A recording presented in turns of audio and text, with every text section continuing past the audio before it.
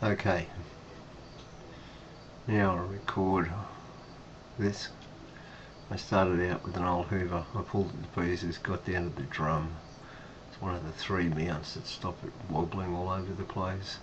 The original idea was to put them upside down and mount that onto the blue plastic drum, cut down. Luckily the 1-inch tank fittings or tap fittings allowed me to hook into that and give me a bit of clearance on the rubbers on both sides. I think I actually do this twice because I wasn't going to voice over it like I am now. Anyway, that goes down because we want our funnel to come up through the middle, and that's going to be an adjustable length later on, so we'll play with it. Now, the tin stainless steel drums from these washing machines are made of foil. This stuff is like 22-23 gauge. Found the halfway point and I went up to the next rows, and then I cut above them. That distance will be how far this section that's cut off will be sitting above the floor of the drum. And yes, they're almost foil.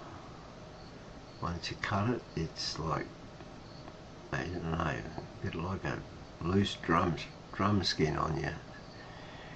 But yes, Tony, that's boring enough. Get on. So we cut it, cleaned up the little dags, the edges, because they are quite sharp. There it is there. Now that will fit with the holes going the same way because the holes are punched in. Will fit inside the drum with the holes going the same way, top being the top. And yeah, you get the picture. Now I cut on the seam 2 inches thick. Here's a credit that I didn't actually put a credit in, which means I'm going to have to go back and actually delete this one. So I put the drum inside the main washing machine drum because it's semi-clear. I could see where it was. I marked it. And then I added 75mm up so I could cut the actual drum itself on the main washing machine tub. I later, before I actually cut, measure twice, cut once, I actually went to 4 inches because I decided to put an overflow at the top of the swirl filter.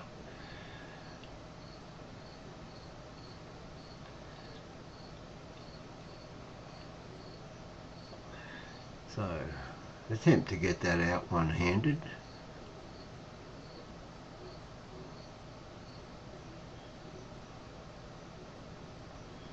Pretend like you're playing and mean it. And oh look, it fits in the center. Isn't that neat?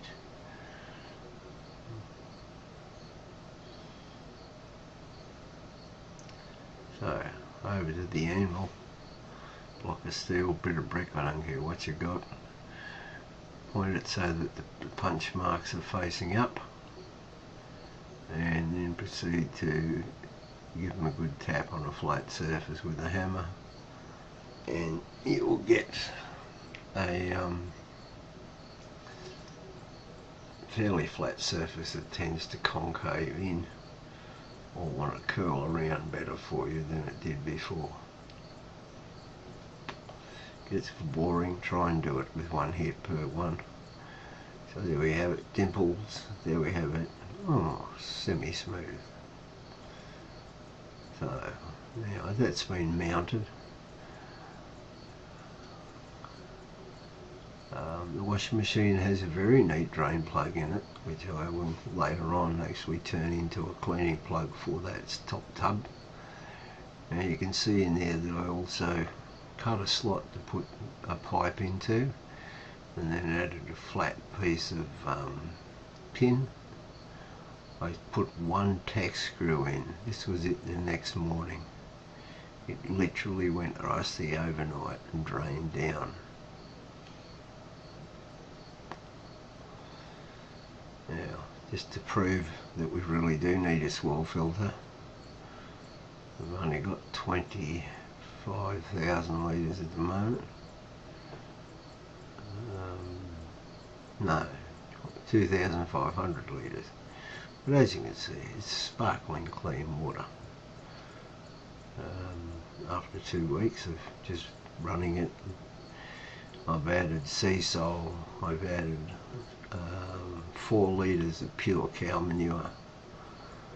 I've added gravel from the other beds.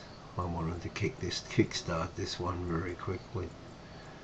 It's got greenery on top of duckweed, and here's my plants about 4 days after putting them in. What I love about aquaponics, you get no dieback at all. So now it's all together. Let's have a test run. Why not waste some water from the hose? It's alright, it's town water, I'll pay for it in the long run. So, on with the hose. Come on, Speedy. There's a little bit of gunk down there, it needs another rinse, but that's what this is for. Slightly larger opening for the filter. This pipe was actually 3/4, I changed it over to 1 inch later. So you can see the water flows out and hit that dead smooth piece of stainless, and I get the complete circulation around the outside. Now let's just play. I've got a GoPro and it can drown if it wants to.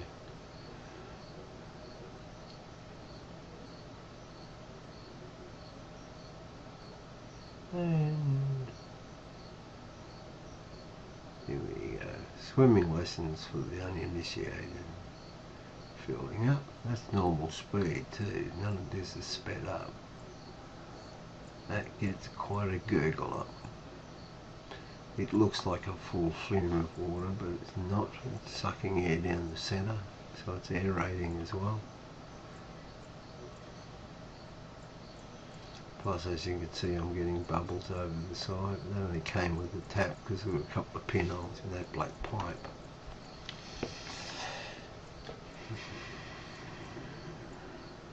But as you can see, we're still full as a gook. Or, to put it mildly, I think we're overflowing, sir. But that's a definite. No. Being all scientific, one good twist puts down 3/4 of an inch, and immediately you see on the side we've got a drop.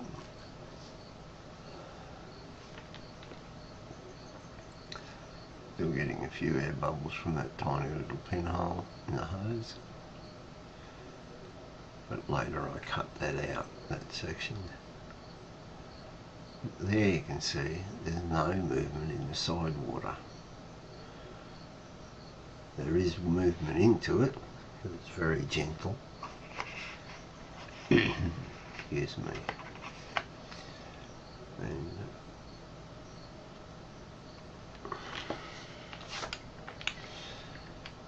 there's the overflow to go to the tanks.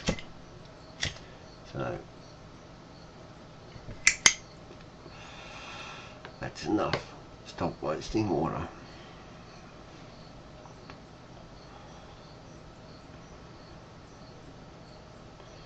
Done. Now you can see the super light stuff floats, but very quickly the heavy stuff builds up down through that bottom hole and on that bottom section of the tub. So there it is, in place, banging the ceiling. Yep, some dummy didn't measure it properly. So turn it all off, stick a drain hole in it.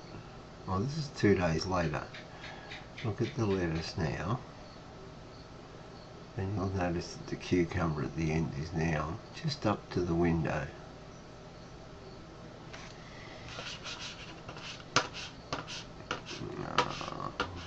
I haven't done anything for a second, my computer just blacked out.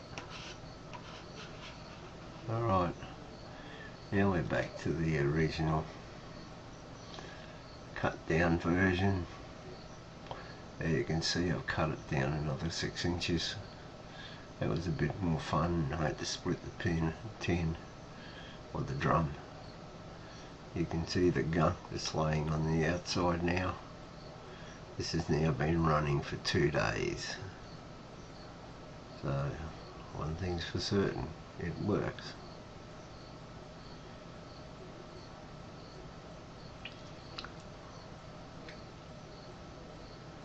Filter hasn't missed a beat, even with 3 or 4 changes of height, and now the cucumber's tied up out the window. So that's it. As it says, any complaints, call your mum. She always cares. That's what mothers are for.